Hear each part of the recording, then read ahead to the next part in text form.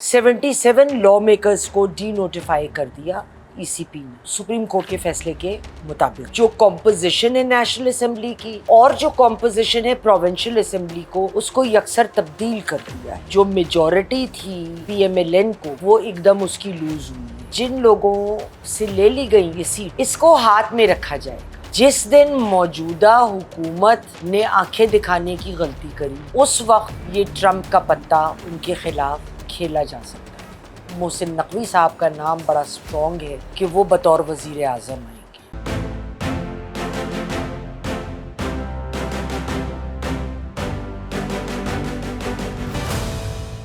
अस्सलाम वालेकुम ख़वातीन व हज़रात, मैं हूँ आपकी मेज़बान यास्मीन आफ्ताब अली।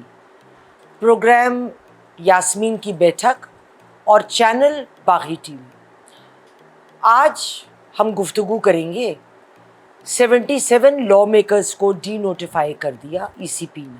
उनका जो फैसला था वो सुप्रीम कोर्ट के फैसले के मुताबिक था। अब एसआईसी जो है, जिस सुन्नी इत्तेहाद काउंसिल जिसके साथ इमरान खान की पार्टी ने अपने आप को एज इंडिपेंडेंट्स मुंसलिक किया, वो लोग ख़ुद भी, उनके जो चेयरमैन खाली एक सीट पे लड़े थे, वो अपनी पार्टी की सीट पे नहीं लड़े, इंडिपेंडेंट लड़े थे। लिहाजा उन लोगों ने इंडिपेंडेंट कैंडिडेट्स की कोई लिस्ट भी सबमिट नहीं कराई।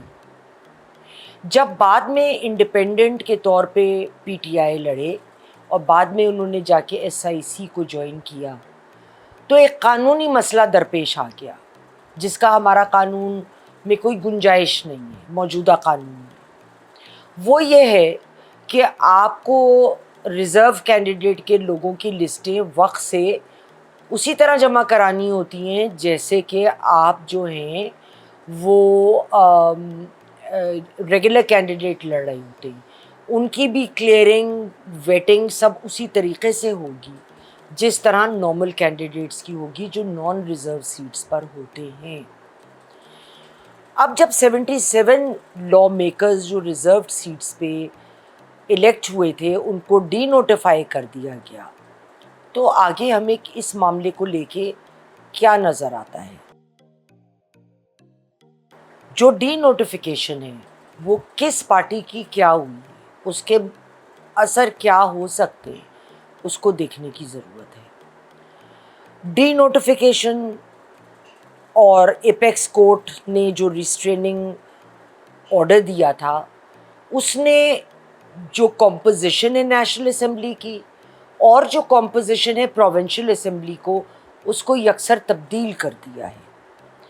किन किन की मेंबरशिप सस्पेंड हुई? पीएमएलएन के 44 मेंबर्स, पीपीपी के 15, जेयूआईएफ के 13 और कुछ पार्टियां जिनका मैं नाम ले रही हूँ उनका एक एक रिज़र्व सीट पे मेंबर्स की बरतरफी हुई। MQMP इस्तेकाम में पाकिस्तान पार्टी, अवामी नेशनल पार्टी, पाकिस्तान मुस्लिम लीग और पाकिस्तान तहरीक इंसाफ पार्लियामेंटेरियन।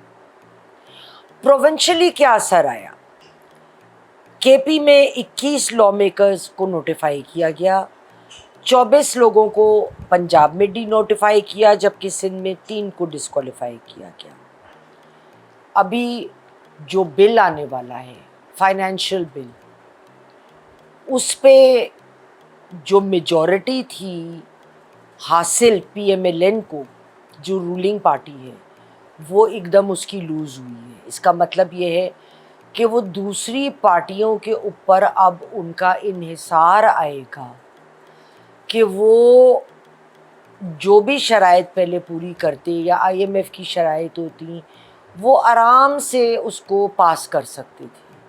लेकिन अब उनको तमाम पार्टीज़ को जो बैठी हैं करीब, जो इनके साथ हैं या जो भी हैं लोग, क्योंकि जो साथ भी लोग हैं, जैसे पीपीपी है 15 सीटें, तो वो भी लूज़ कर गए ना, तो जो छोटी पार्टियां हैं उनकी फिर वैल्यू बढ़ जाएगी।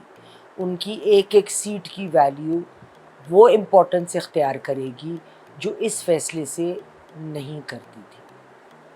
अब आइए इस सवाल पर, बड़ा दिलचस्प सवाल, कि जिन लोगों से ले ली गई یہ سیٹس 77 سیٹس یہ کس کو جائیں گی؟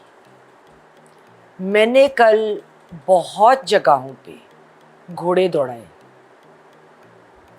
اور بہت 3-4 بالکل وائلڈ قسم کی سجیشنز یا سوچ سامنے آئی کہ وہ تو اس لیے یہ ہوگا، یہ اس لیے یوں ہوگا، یہ چیز یوں ہوگی. لیکن جو سب سے ایک چیز مجھے بتائی گئی اور وہ ذرائع بھی بڑا مستند تھا اور میری عقل بھی اس بات کو مان رہی تھی، اور وہ بات کیا تھی؟ وہ بات یہ ہے، یہ سیٹیں کسی کو نہیں ملیں گی، ایسے ہی کام چلے گا. حیدرآباد دکن کی زبان میں کہتے ہیں ایسی ہچ کام چلے گا چھوٹے پاشا. اس کو ہاتھ میں رکھا جائے گا. جس دن موجودہ حکومت نے آنکھیں دکھانے کی غلطی کری، تنگ کرنے کی غلطی کری، کوئی ایسا مسئلہ دوسری نوعیت کا، اٹ کین بی اینی تھنگ، پیدا کرنے کی کوشش کری، اس وقت یہ ٹرمپ کا پتا ان کے خلاف کھیلا جا سکتا ہے. لیکن اس وقت ایک تو ایک جائز بات یہ بھی ہے کہ قانوناً تو اگر ان سے لے لی گئیں تو کسی اور پارٹی کو جو پہلے بھی انڈیپینڈنٹ لڑی، جس کو جوائن کیا وہ انڈیپینڈنٹ تھے اور ان کی طرف سے کوئی سیٹوں کی لسٹ کی نامزدگی آئی ہی نہیں. ان کا لیٹر ایک پبلک ہے کہ ہم تو چونکہ اپنی پارٹی پہ نہیں لڑے، ایک ہی بندہ لڑا تو ہمیں ضرورت ہی نہیں تھی کہ ہم لسٹ کوئی بھی جمع کراتے. تو یہ تو انہوں نے خود ایکسیپٹ کی ہوئی ہے بات. اس طرح کے معاملے میں قانونی ایک نقطہ تو ہے، اس میں تو کوئی شک نہیں ہے. اگر کوئی بہت بڑا فیور کرنا چاہے تو اس میں کوئی ترمیم کر کے اس کا ریٹروسپیکٹو افیکٹ دے دے تو پاکستان میں کیا ہو نہیں سکتا. حالانکہ اصولی طور پہ اگر کوئی قانون آتا بھی ہے، اس میں ترمیم بھی ہوتی ہے، تو اصولاً اس کا ریٹروسپیکٹو افیکٹ جو ہے وہ نہیں ہوتا، انلیس ایکسیپشنل سرکمسٹانسز میں ایک معینہ مدت کے لیے کہیں کہ جی اس پیریڈ سے اس پیریڈ کے لیے ہو سکتا ہے، تو اس کا میں کچھ کہہ نہیں سکتی. اور بہت زیادہ جو حالات ہیں وہ اس بات کا تعین کریں گے کہ آیا اس دوران حکومت یہ سیٹیں دی جائیں گی کسی کو یا نہیں دی جائیں گی. ابھی تو دلچسپی اس بات میں بھی ہے کہ اگر 2.5 سال یہ حکومت پورے کر جاتی ہے تو اس کے بعد سے وزیر اعظم محسن نقوی صاحب کا نام بڑا اسٹرانگ ہے کہ وہ بطور وزیر اعظم آئیں گے. کیا جب وہ بطور وزیر اعظم آئیں گے اس وقت حالات اور معاملات کیا بنیں گے؟ کیونکہ پی ٹی آئی تو محسن نقوی کو بہت زیادہ چیزوں کے لیے، بہت زیادہ معاملات کے لیے، اپنے مسائل کے لیے ٹارگٹ کر چکی ہے. تو things are not going to be easy even then for P T I. دیکھنا ہے جیسے جیسے حالات آگے جائیں گے ہم ویسے ویسے اپنے پروگرام میں اس پہ مذاکرات بھی کریں گے، گیسٹ کو بھی بلائیں گے اور جو بھی معاملے اس وقت چل رہے ہوں گے آپ کے سامنے رکھیں گے. آپ باغی ٹی وی کو ضرور سبسکرائب کریں تاکہ ہمارا چینل آپ تک پہنچتا رہے، میرا پروگرام آپ دیکھتے رہیں. اگلے پروگرام تک کے لیے خدا حافظ.